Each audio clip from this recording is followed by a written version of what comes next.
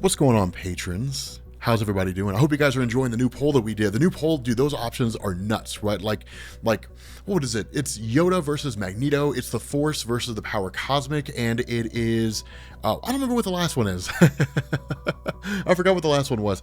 But because you guys voted for it last week, we are covering it this week, the Green Lantern Battle Royale. So on this Versus series, we're not going to be pitting 2 or 3, but 4 characters against one another. And for this video, we're focusing on Earth's Green Lanterns, Hal Jordan, Guy Gardner, John Stewart, and Kyle Rayner. So to start things off, we'll briefly go over how each of these characters came to be part of the Green Lantern Corps. Then we'll go over what powers they have as Green Lanterns, and finally decide on a winner in this battle. So Hal Jordan first appeared in DC Showcase number 22 in 1959 and was created by John Broome and Gil Kane. Now, when Hal debuted, he represented a major update to an existing DC hero that bore the name of Green Lantern, the guy known as Alan Scott, that readers had largely lost interest in. Now, coming on the heels of a successful reinvention of another hero, The Flash, which had effectively marked the beginning of the Silver Age of comics, DC had sought to reinvigorate interest in the Green Lantern brand by creating Hal Jordan to take over the mantle of the Green Lantern and vastly change the entire concept of what the Green Lantern was.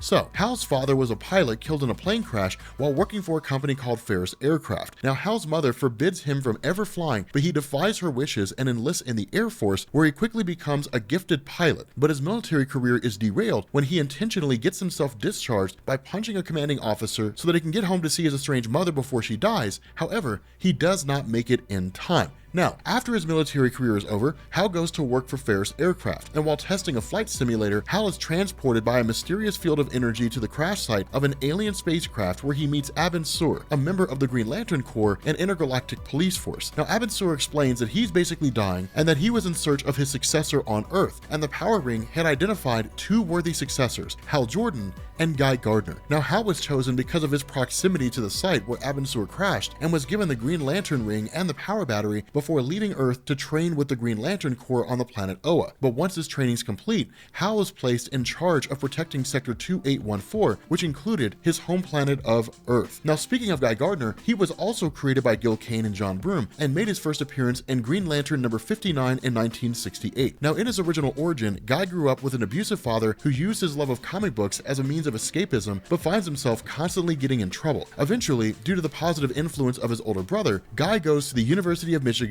where he's the star football player and whose career is cut short due to an injury. Now, after college, Guy becomes a social worker and works with troubled youths before becoming a special education teacher. Now, once Hal was selected to succeed Abin Sur as the Green Lantern of Sector 2814, Guy Gardner basically served as Hal's backup, and once Hal learned about him, the two of them would periodically go on missions together as he completed his Green Lantern training. Now, when Guy Gardner is hit by a bus rescuing a student from an earthquake, he's put out of commission for a while, so the Guardians of the Universe seek out a replacement to be Hal Jordan's backup, and that's where John Stewart comes in. Now, John Stewart was created by Dennis O'Neil and Neil Adams and debuted in Green Lantern number 87. Now, initially depicted as an architect, his origin was later tweaked to include the fact that he was also a former Marine. Now, at first, Hal was hesitant to accept John as his backup, but after their first mission together, Hal comes to view John as a worthy choice. And so once Hal gives up the mantle of Green Lantern, John Stewart becomes the full-time Lantern of Sector 2814. And so finally, we have Kyle Rayner, who debuted in Green Lantern number 48 in 1994 and was created by Ron Mars and Daryl Banks. Now, Kyle Rayner was a comic book artist living in Los Angeles, and after Hal Jordan killed the rest of the Green Lantern Corps after being corrupted by the villainous entity Parallax, Rayner was sought out by Ganthet, the only member of the Guardians of the Universe that Hal had not killed. Now, what's interesting about this is that Ganthet doesn't really seem to think Kyle is a particularly worthy candidate to join the Corps, and that in the original issues, he simply stated, "You'll have to do," before giving Kyle the last remaining Green Lantern ring. But it's since been speculated that Kyle Rayner was chosen because of his ability to overcome fear, since Parallax is the embodiment of fear. Now, with all that in mind, we can get into the powers of the Green Lanterns, and we won't go over each of these guys individually, since they all basically possess the same powers, those afforded to them by the Green Lantern ring. But the Green Lantern rings draw their power from the central power battery on Oa, and allow their wielders to gain a variety of abilities, most notably flight and the ability to create hard light constructs that are made of green light. Now, these hard light constructs vary in strength directly with the amount of willpower their wielder possesses, and the form they take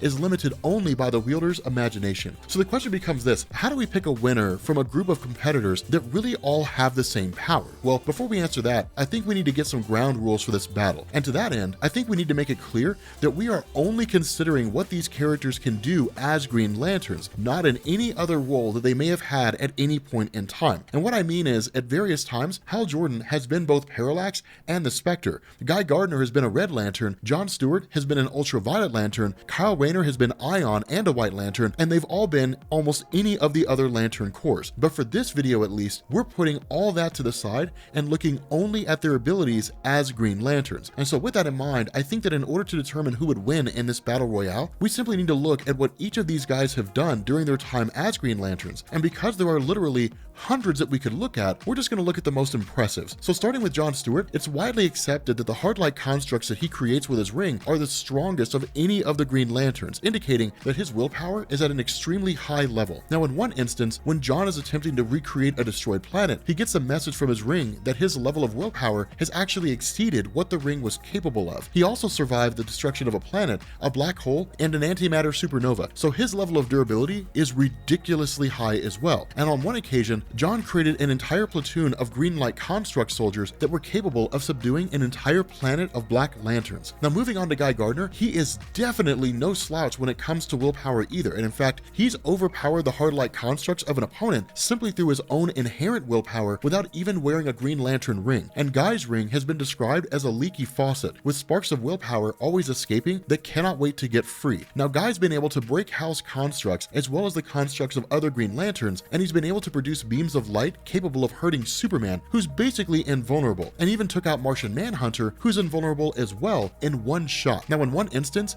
Guy creates an elaborate construct resembling a jungle gym that takes the combined efforts of 7 Green Lanterns, including John and Hal, to bring down. Now, as for Kyle Rayner, given his background as an artist, he has the most imagination of any of our competitors, so his constructs are the most original and take on forms that none of the others would ever think of. His willpower is so formidable that he was able to reverse the effects of the anti-life equation once infected with it and resist the corruption of Parallax, which Guy and John were both unable to do. Now, when his ring is destroyed, he's able to reform it using shards through willpower. He's able to harm a character known as the Traitor, who was said to be more powerful than Superman, and even knocked out Calabac, who's one of the new gods. Now, in terms of durability, he survived a blast that destroyed Oa, as well as a blast from Traitor that contained more energy than a star. He survived being frozen and being in extremely high heat, over 4,000 degrees Fahrenheit, without even flinching. And finally, his constructs have tanked blasts from characters such as Calabac and Wonder Woman, and has withstood Superman's heat vision as well. And so finally,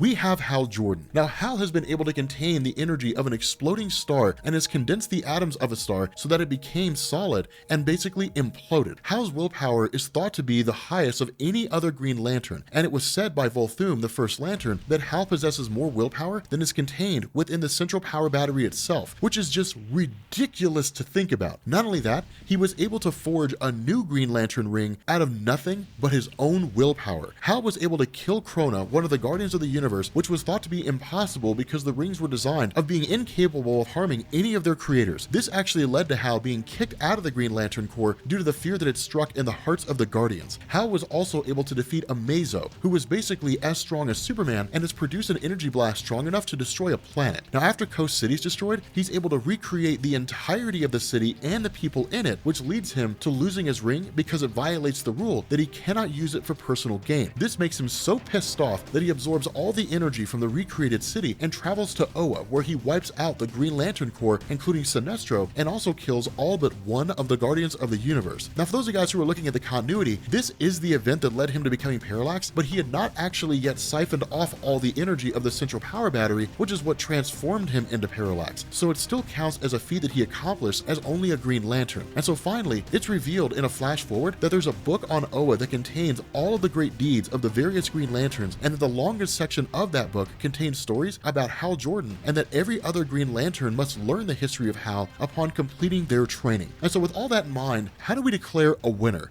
Well, for this battle, we're not really going to look at power sets because all 4 of these competitors have the same powers. So we're going to have to look at their respective strengths and weaknesses to try and determine what their strategy is going to be in this battle. So for John Stewart, his real strength lies in his attention to detail and his methodical nature in creating his constructs, which can be attributed to both his background as an architect as well as his military experience gained in the Marine Corps. Now, his time as a Marine is likely going to give John an edge in terms of battle strategy and tactics as well, which combined with the strength of his constructs will make him very formidable in this battle. And I think that he would start out by developing a strategy and waiting for the right moment to make his first move. Now, as for Guy Gardner, there really is nothing, in my opinion, that's going to give him an advantage over any of the other Green Lanterns in this battle.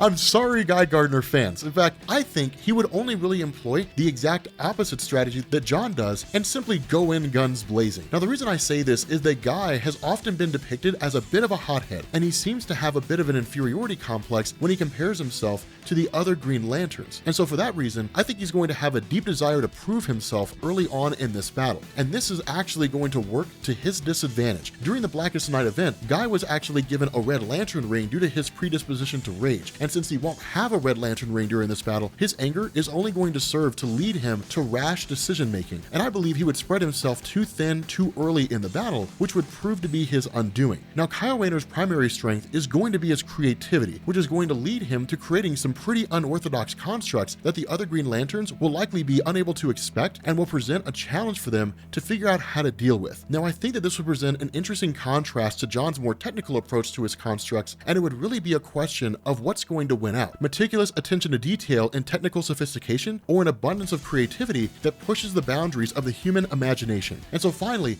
Hal's constructs are neither overly technical or imaginative, but instead focus on the most simple and practical solutions to a problem. Now, Hal has never been regarded as overly flashy when it comes to the constructs he employs, but his primary strength lies in his abundance of willpower that, based off the feats that we've seen him do, seems to eclipse any of the other Green Lanterns in this battle, and perhaps any other Green Lantern, period. So how I see this battle playing out, Guy will just go in guns blazing with everything he has at the start of the battle without too much of a plan, which when dealing with other Lanterns that have as much experience as Hal, Kyle, and John will not be a good plan.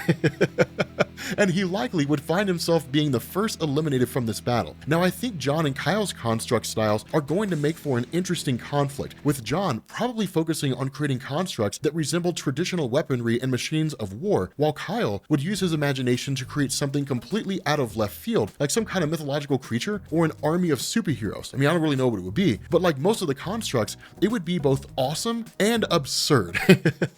Now, between the two of them, I would ultimately give the nod to Kyle, as his constructs are so creative and outside of the box that even with all of his military training and meticulous planning, John would not likely be able to plan an adequate defense for them. But I think that at the end of the day, this battle is going to end with Hal Jordan emerging as the ultimate victor. When it comes right down to it, one's prowess as a Green Lantern is basically measured by the amount of willpower they possess. And while all 4 of these guys have willpower in abundance, none of them can rival the amount that Hal has. And while I don't think that this would be a walk in the park for Hal by any means, he is regarded as the greatest of the Green Lanterns for a reason. He has more willpower and more experience as a Green Lantern than any of his opponents, and he'd be able to use his constructs more effectively than any of his opponents. And for those reasons, I think that he wins this battle here, with Kyle likely finishing in second by a narrow margin over John, and Guy being the least successful of the 4.